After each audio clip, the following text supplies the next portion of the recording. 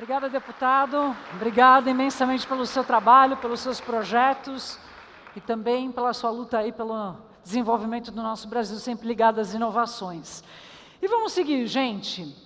Nós vamos daqui a pouquinho ter um painel, o pessoal vai montar aqui enquanto eu falo um pouquinho desse painel, a gente tem uma contrarregragem, depois a gente tem coffee, depois nós temos mais 2 palestras e depois nós temos happy hour e todos estão convidados até o final, certo?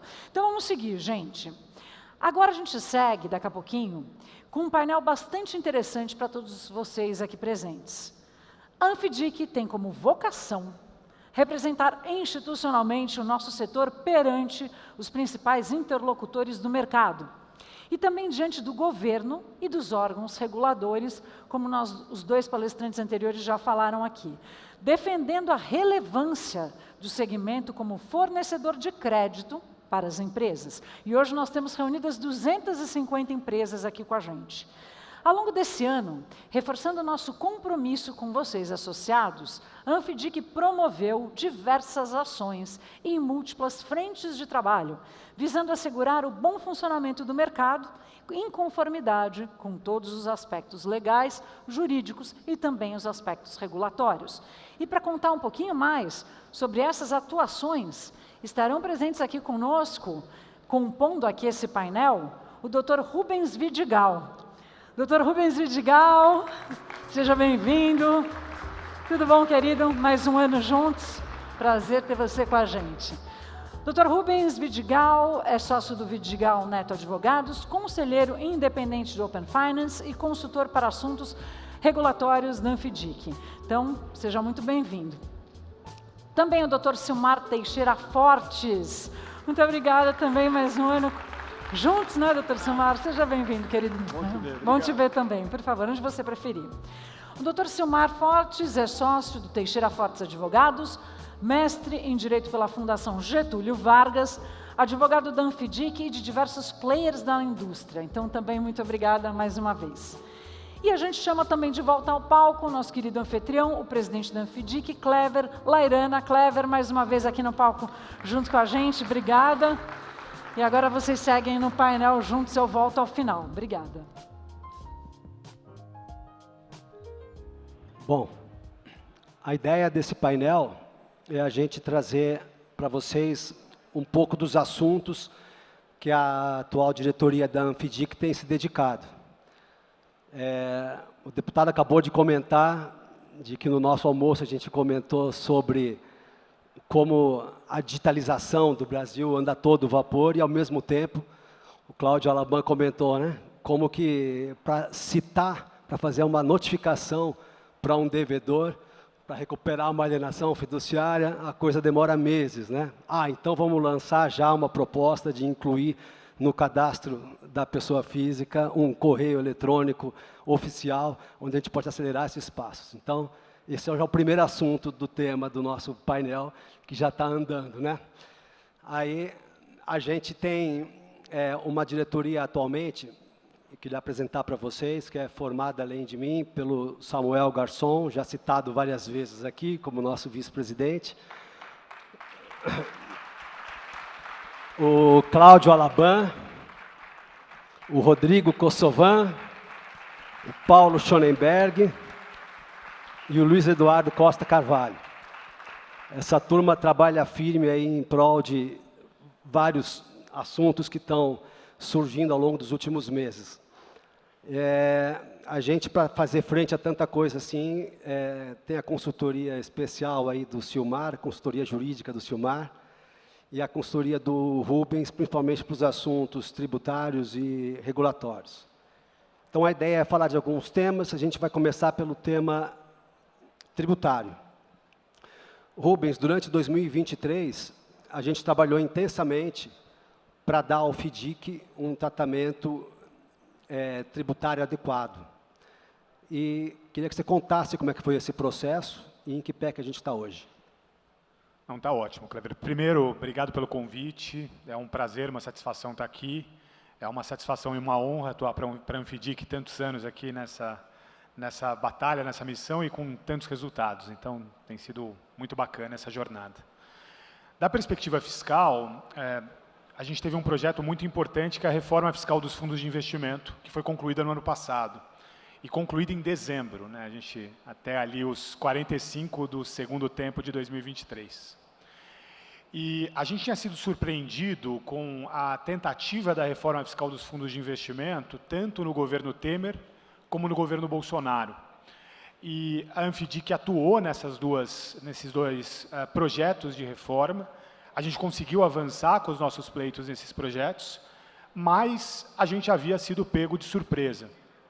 Então, no fim de 2022, a Anfidic, a diretoria, se reuniu e chegou para mim e falou, puxa, como é que a gente se antecipa a esse processo? E foi uma ideia bastante engenhosa e importante aqui nesse contexto. Então, o que foi feito na época foi um convênio com a FGV Direito, no qual a gente reuniu no início de 2023 os principais interessados e as principais autoridades no tema fiscal relacionados a fundos de investimento, especificamente a FDICs. Tivemos uma grande reunião sobre o assunto e, posteriormente, a gente já teve uma reunião com o Ministério da Fazenda. Então, a Anfidic construiu um caminho para ter uma interlocução próxima e direta em relação a esse assunto. O fato é que a primeira minuta de texto da reforma fiscal, ela era muito ruim para os FDICs. Ela foi incluída nesse texto os FDICs no Regulamento Geral dos Fundos de Investimento, no qual haveria o come cotas em todas as hipóteses. E foi um trabalho árduo de conversa com o Ministério da Fazenda, com a CERT, que é a secretaria especializada nesse tema, e também um trabalho em conjunto com diversas outras associações, para que a gente conseguisse, no fim desse caminho, tirar o FDIC da regra geral dos fundos de investimento e colocar na regra específica, no qual a tributação é de 15% e no qual não há come cotas. Houve a exigência de 2 requisitos específicos para que isso acontecesse, um que o FDIC fosse classificado como entidade de investimento e o outro que aplicasse no mínimo 67% em direitos creditórios. E foi também acho que foi uma decisão muito acertada de delegar a competência para regular isso para o Conselho Monetário Nacional. E a gente teve um trabalho, isso até posteriormente ao Congresso do ano passado, bastante grande, para conseguir fazer com que o texto de entidade de investimento fosse um texto adequado e, no fim, quando a gente olha para o que aconteceu, praticamente toda a indústria de associados da Anfidic ficou fora do regime do come cotas. E mais do que isso, o FDIC saiu melhor dessa reforma do que ele entrou, porque, diferentemente dos outros fins, de como era a situação anterior, a tributação antes era de 22,5% a 15%, era uma tributação regressiva, ela passou a ser uma tributação de 15%, exclusivamente. E, além disso, uma diferença extremamente importante é que os fundos abertos deixaram de ter come cotas. Isso passou a ser um diferencial competitivo extremamente importante para a indústria. Então, terminado 2023, a gente olha esse processo como um todo e me parece que foi um trabalho de muito sucesso por parte da Anfidic. Isso aí, Rubens, de verdade. Mas aí acabaram-se as preocupações, Rubens, com reforma fiscal ou não? A gente achou que sim, mas infelizmente não, Clever. A gente tem agora o projeto, caminhando o projeto de reforma de indiretos, o IVA brasileiro e o PLP 68. A gente estava bastante tranquilo em relação a isso, porque a história, quer dizer, até hoje, desde o início dos fundos de investimento até atualmente, você tem um conceito de neutralidade fiscal para fundos de investimento. Você tem uma exceção, que é o fundo imobiliário, para uma carteira que não é de ativos imobiliários, mas fora isso que está regrado em lei, fora isso, o conceito geral é que os fundos de investimento teriam neutralidade fiscal. E no começo do ano, a gente foi, ao longo do primeiro semestre, surpreendido com uma mudança, com uma proposta dentro desse PLP, da inclusão dos fundos de investimento como passíveis de tributação. Foi uma batalha, na verdade está sendo uma batalha. No Senado, o texto que foi aprovado prevê a tributação de FDICs que adquirem créditos mercantis que não sejam entidades de investimento. A gente ainda está trabalhando, dentro do que for possível, para melhoria ou para supressão desse artigo, seria o caminho ideal, mas para melhoria disso. Tivemos uma reunião, inclusive, ontem com a CERT sobre esse tema, mas é um assunto que ainda tem muito tempo para avançar. Foi aprovado na Câmara, está no Senado, é uma discussão árdua, uma discussão longa. Provavelmente, praticamente certamente, esse é um tema que a gente vai discutir no ano que vem, mas eu posso garantir aqui que estamos trabalhando arduamente pela associação e pelos associados. É importante a gente mencionar, que até na presença do Leonardo, o quanto a CNF tem ajudado nessa interlocução com o Ministério da Fazenda.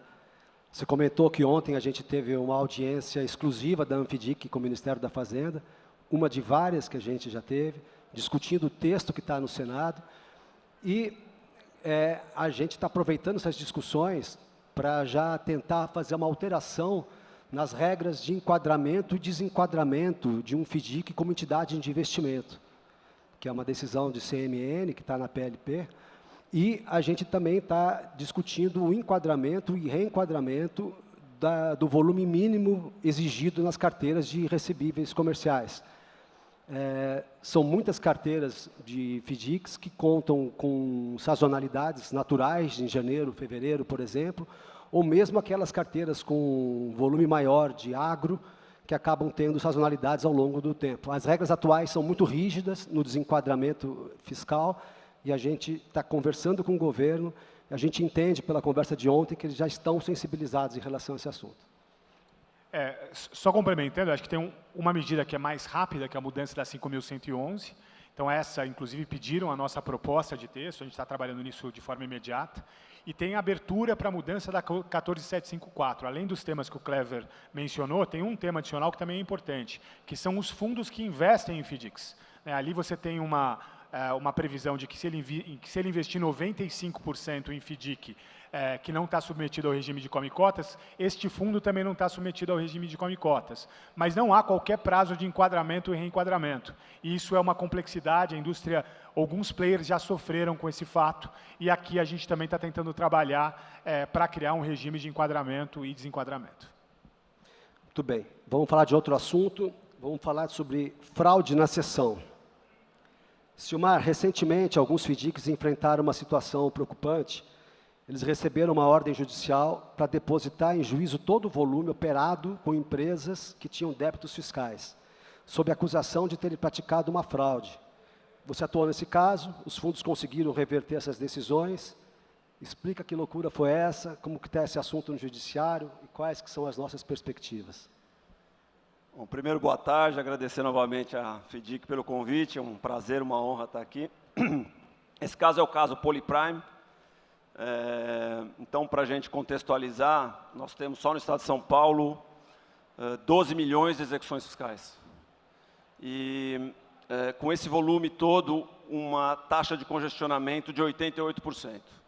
Ou seja, para cada 100 processos que entram, apenas 12 são resolvidos. São dados que constam do relatório Justiça em Números, divulgado agora há pouco pelo CNJ. E, diante desse quadro, as fazendas têm procurado sempre alternativas para a recuperação do crédito público. E passaram mais a miúde, a tese que foi levantada nesse caso da Polyprime não é a primeira vez que é levantada, mas passaram com maior frequência agora a arguir uma tese baseada num dispositivo do Código Tributário Nacional que estava mais ou menos esquecido, o artigo 185, que diz mais ou menos o seguinte, que uma empresa contribuinte que tem dívidas inscritas, né, na dívida ativa, não pode alienar bens ou rendas, nem sequer começar a fazê-lo. Se o fizer, haverá fraude de execução, né? Haveria fraude à execução fiscal. E, diante desse quadro, a Fazenda, então, passou a sustentar, agora com maior frequência, que a venda de duplicatas de ativos caracterizaria também a fraude de que trata o artigo 185. E, em vários casos, aí eles vêm tentando, isso vem acontecendo, e, nesse caso da Polyprime, então, convenceram o juiz de que isso tinha acontecido, a partir de uma série de pesquisas e diligências, e indicaram lá 4 fundos, e foram esses 4 fundos que receberam a intimação judicial para depositar não aquilo que aqueles fundos tinham recebido, né, a receita dos fundos, mas todo o volume da operação, sob o argumento de que, se você participou de uma fraude fiscal, você deve, então, devolver a integralidade para os cofres públicos e depois se entender lá com o devedor. 3 desses 4 fundos eram clientes do escritório, nos procuraram. Nós, então, redigimos uma petição, apresentamos ao juízo e pedimos um horário para despachar com ele, para conversar. Explicamos a situação, mostramos a diferença daquele dispositivo em relação ao caso dos recebíveis. E ele ficou com o processo lá 6 meses. E depois de analisar por 6 meses, decidiu que não, tinha que, de fato, haver a ordem e determinou que os fundos depositassem. E aí aconteceu algo inusitado, né? Eu nunca tinha visto isso na vida, mas este 4º fundo, que não era cliente, então, numa decisão meio que um abraço do afogado, eu diria, disse para o juiz assim, olha, atenção, não são só esses aqui, hein? Tem mais 20 e poucos que também trabalharam, operaram com essa empresa. Então, por favor, traga-os todos aqui para contribuir também, né? E a Fazenda, obviamente, agradeceu e o juiz mandou a ordem para que todos os fundos, aqueles 21 fundos, então, no total, depositassem todo o valor operado da dívida. Essa indústria tem um passivo fiscal bastante relevante. Bom, nós, então, nesse grupo das 21, havia outros clientes nossos também. Nós escolhemos 2 fundos lá que estavam com a documentação em ordem para gerar um leading case, para fazer uma tentativa, aparelhamos um recurso. E, nesse momento, procuramos a Anfidic, porque o assunto já tinha uma repercussão mais relevante para a indústria, né? E não apenas para aqueles clientes em particular. E o apoio da Anfidic foi fantástico, porque a Anfidic nos permitiu aí buscar um parecer de um jurista de grande renome no Brasil, o professor Roque Carrasa, porque uma coisa é o advogado falar, outra coisa é o advogado falar com um parecer de um jurista desse SCOL, né? E, então, procuramos lá, fizemos um recurso ao Tribunal de Justiça, eu conversei com o desembargador relator, ele esteve na reunião com 2 assessores, e aí um parênteses que mostra a importância de um outro trabalho da Anfidic, que é o trabalho que nós fizemos esse ano, de aproximação com membros do Poder Judiciário, porque o que a gente percebe nesse despacho é que existe um interesse de entender o que os FIDICs fazem, qual é, afinal, a operação. Eles têm uma grande dificuldade, não há uma clareza, não há uma informação muito precisa. Bom, o fato é que, com essa conversa, no dia seguinte, o desembargador, então, deu a liminar, favorável aos fundos que nós estamos defendendo, e, melhor que isso, estendeu essa ordem para todos os demais fundos. Então, naquele momento, nós ficamos mais tranquilos. O julgamento de mérito ocorreu pela turma há pouco mais de um mês. Nós tivemos novamente, então, falamos com o relator novamente, com os outros 2 desembargadores, tivemos um resultado favorável por 3-0. Mas foi um julgamento muito difícil, você percebe pelo teor das discussões que o tema não está claro, né? A Fazenda tem feito um trabalho muito grande, todos os 3 desembargadores com quem eu conversei me falaram isso, que a Fazenda está muito preocupada com esse assunto, que isso para eles seria fundamental, na visão deles, para recuperar parte do crédito público, e estão aparelhando lá um recurso especial, o tema vai para Brasília. A Anfidic, então, além do parecer e dos eventos que proporcionaram também um melhor entendimento disso, nos ajudou também, porque nós identificamos, por ocasião do julgamento, que há 2 precedentes bastante ruins no Estado de São Paulo, casos exatamente idênticos ao nosso, em que os fundos não tiveram a mesma sorte, a mesma felicidade. Então, a Anfidic procurou a gestora desses fundos, nós procuramos os advogados, fizemos uma reunião e, então, aparelhamos com subsídios, o parecer e tudo que a gente pôde oferecer. É um grande escritório de advocacia que defende, eles estão bem defendidos, e o tema deles também será julgado pelo STJ. Eu acredito que o nosso caso, como nós fomos além dos temas que foram discutidos até agora, e levamos, inclusive por conta do parecer que o professor Roque absorvendo a nossa tese, né, que é uma tese jurídico-contábil, né, porque o bem que não pode ser vendido não é o bem do ativo circulante. Então, esse é o conceito básico por trás. Então, nós acreditamos que esse nosso caso seja um leading case nesse tema, e vamos continuar trabalhando no STJ para manter a decisão. Muito bom, Silmar, muito bom. Eventos que a gente tem organizado com o Judiciário. Queria falar do Rodrigo, que tem feito um trabalho muito importante para organizar esses eventos, está fazendo um curso na ESA, que deve sair no ano que vem, e a gente vai, desse jeito, divulgando um pouco mais daquilo que o FDIC tem como importância no desenvolvimento econômico. Rubens, queria te perguntar sobre o regulatório, como é que tem sido a atuação da ANFIDIC perante a CVM?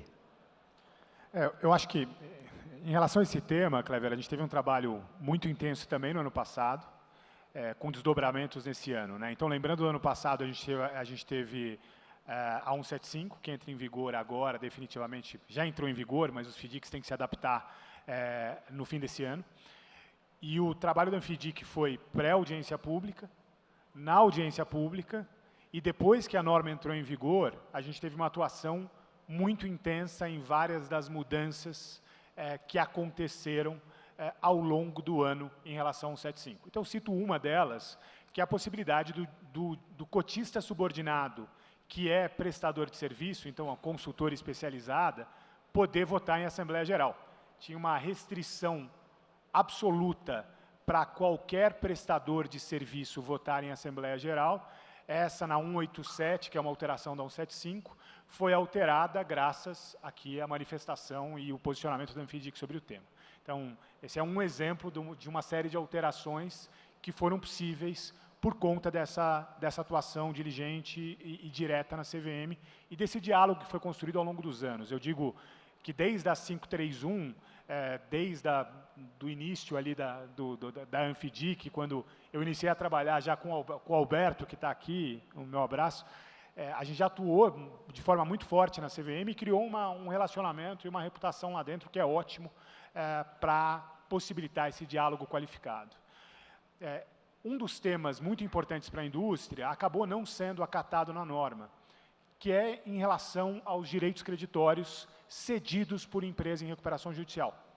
Então, existe uma restrição para os FDICs que não sejam destinados a investidores profissionais que adquiram direitos creditórios cedidos por empresas em recuperação judicial, se o plano de recuperação judicial não tiver homologado, ou se houver coobrigação do cedente. Essas restrições, na nossa opinião, e aqui a gente tem uma opinião muito forte sobre isso, elas não fazem nenhum sentido. O plano de recuperação judicial não trata de créditos do ativo circulante da companhia. Ela pode continuar vendendo esses créditos. Então, não tem nenhuma relação entre a homologação do plano e a possibilidade de cessão. Esse é um lado. O outro é em relação à coobrigação. A coobrigação, ela pode ser neutra ou ela pode ser positiva. Ela nunca piora a situação do crédito. Então, não faz nenhum sentido que você tenha uma restrição à possibilidade de ter a coobrigação da empresa em recuperação judicial. Isso melhora a situação do cotista ou é neutra. Nesse contexto, nós tivemos reuniões, inclusive com o colegiado, com o presidente da CVM, sobre esse tema durante a 175. Isso não foi tratado porque o volume de informações, o volume de temas a serem tratados eram muito grandes. Então, no começo desse ano, a gente voltou na CVM, falando especificamente com a Superintendência de Desenvolvimento de Normas, Desenvolvimento de Mercado, SDM, e eles sugeriram que a gente apresentasse uma proposta de alteração normativa. A gente fez isso, então apresentamos essa proposta ainda neste mês, e vamos ter conversas com a CVM ao longo desse ano, e vamos fazer de tudo para que, na próxima alteração da 175, a gente consiga emplacar esse tema, que a gente sabe que é de uma sensibilidade muito grande para os associados. Perfeito, Rubens. Silmar, queria falar com você sobre duplicata escritural. Queria saber como é que você está vendo a transição da duplicata tradicional para a duplicata escritural. Conta para a gente qual o trabalho que a ANFIDIC tem feito a respeito do assunto e compartilhe algum ponto que você acha relevante desse novo marco para o setor. Bom, a duplicata escritural veio para o Brasil com a Lei 13.775, como falou o deputado aqui, né? E talvez para a gente entender a mudança de paradigma, é importante lembrar que a lei da duplicata tradicional é da década de 60, assim como é a Lei Uniforme de Genebra, né, que disciplinou uma série de questões cambiais relacionadas aos títulos de crédito. E essas leis, essas normas, elas são do tempo em que o credor emitia uma duplicata e mandava alguém com a pastinha debaixo do braço para colher o aceite do devedor para depois ir descontar numa casa bancária, né? E essa migração da duplicata convencional, a tradicional, para o que veio a ser a eletrônica no momento seguinte, ela foi paulatina, não sem solavancos, sem muitos soluços aí, né? Muita gente teve problemas na formalização quando entrava com uma ação baseada no boleto e nos mecanismos que o mercado praticava e encontrava uma resistência por parte de um judiciário, por vezes, muito formal, né? Atento à legislação que fora feita para aqueles títulos papel, onde a cartularidade era o ponto relevante, né? Tudo tinha que estar na cártula. Até que o judiciário, no final, acabou consolidando aí a possibilidade, então você consegue demonstrar hoje a executoriedade de um título, de um crédito, a partir de nota fiscal, boleto, comprovante de entrega de mercadoria.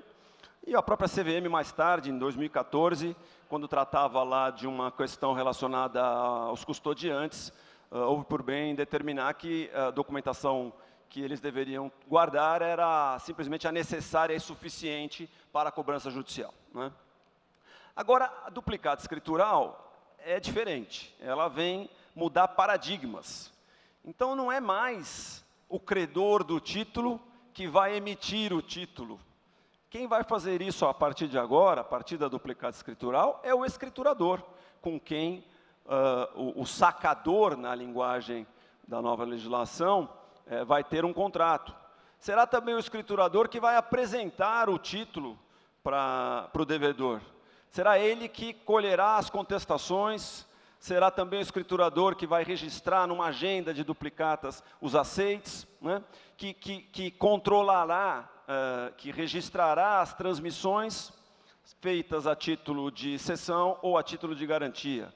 Então, muda completamente aquele paradigma que nós tínhamos antes. Esse sistema, então, que vem sendo implementado, hoje o arquétipo seria, então, a 13775, a resolução do Banco Central 339, e as normas das registradoras, a convenção das signatárias das registradoras, que teve no desenvolvimento uma participação ativa da Anfidic. Nós participamos de diversas reuniões lá pelo escritório, subsidiamos decisões, fizemos questões, acredito que temos contribuído muito. É um sistema bastante robusto, feito por gente muito competente, que manja muito do negócio, que conhece profundamente. O número da duplicata que chegou a mim é de 11 trilhões. Se eu estiver errado, tem uma pessoa aqui que eu tenho certeza que vai poder confirmar isso para mim. Então, é um volume bastante grande, feito num sistema robusto, centralizado, organizado. E um aspecto muito relevante que surgiu dessa contribuição, também da contribuição da Anfidic, que eu acredito que será muito importante para todo o mercado, é a regra da extensão das garantias, que permitirá que um determinado volume de operações, de duplicatas, de um determinado sacado ou não determinado sacado, de um determinado sacador, de um determinado credor, fiquem vinculadas a um agente financiador, como os FDICs, sejam esses títulos dados em garantia ou negociados efetivamente. Então, isso permitirá, primeiro, uma visão perfeita, né, de parte de quem é usuário do sistema. Os agentes financiadores disporão de um mecanismo de opt-in, uma autorização dos credores para poder visualizar as agendas. E com esse mecanismo da extensão das garantias, acredito que haverá aí uma ferramenta muito boa para análise do crédito, para concessão do próprio crédito. O saudoso Roberto Campos foi citado aqui várias vezes, né? E ele dizia, já na década de 90, eu li o Lanterna na Popa, deputado, e ele dizia já na década de 90 que o Brasil tinha um dos sistemas financeiros mais desenvolvidos do mundo, porque nós aprendemos muito com a inflação no Brasil, né? A Lanterna na Popa, o primeiro volume, primeira edição é de 1994. E eu acredito que nós estamos nesse caminho, com o PIX também, e agora com as duplicadas escriturais. Então, meu ponto de vista é muito positivo com relação ao assunto. Eu queria mencionar que os FDICs já saíram na frente desse mercado. A gente, por força da RCVM 175, já é obrigado a registrar as nossas operações, ao mesmo tempo que também é obrigado a apresentar como lastro nota fiscal ou XML para a operação.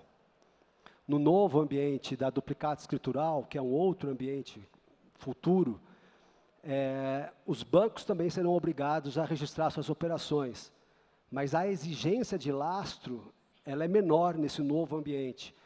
E eles vão poder apresentar como lastro, por exemplo, só as emissões de boletos simples de cobrança. Essa diferença de exigências que a gente está submetido, bem como outras preocupações práticas que a gente levantou conversando com as empresas que estão participando da interoperabilidade, fizeram com que a gente agendasse uma reunião com 3 diretorias do Banco Central, há cerca de um mês atrás, e eu visse de forma categórica deles de que haverá a preservação da capacidade competitiva entre todos os agentes financiadores do sistema, e o sistema vai continuar privilegiando o emissor do título, que é, no final das contas, quem tem que ter o poder de decisão sobre os seus ativos. E por falar em Banco Central, eu queria dar aqui já uma notícia em primeira mão, que a nossa tão sonhada inclusão no sistema SCR finalmente vai acontecer. A gente foi chamado para uma conversa na sexta-feira e nos foi dito de que o sinal verde está dado e que vai entrar em produção já a partir do ano que vem. Os nossos cedentes vão precisar caprichar no relatório de endividamento, porque nós vamos ter uma fonte oficial para fazer as consultas. Então, essa é a notícia de primeira mão para todos vocês. Nós vamos chamar as administradoras, junto com o Banco Central, no dia 21 de novembro, para uma reunião para acertar aí as últimas arestas ainda. São muitos temas, já me apareceram com a plaquinha que o nosso tempo já se acabou. Eu vou agradecer aqui a presença de vocês, agradecer a atenção de todos, dizer que a gente está à disposição para falar sobre esses temas que estão aqui atrás e para dar mais detalhes sobre aqueles que a gente comentou aqui. Muito obrigado.